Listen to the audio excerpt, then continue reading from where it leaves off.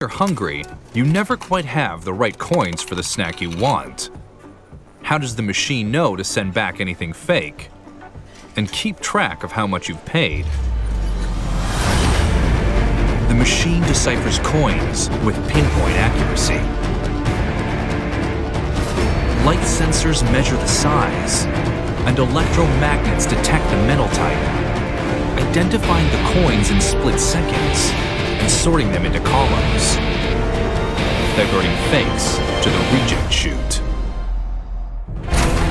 When change is due, the columns carefully release one coin at a time, tumbling into the chute.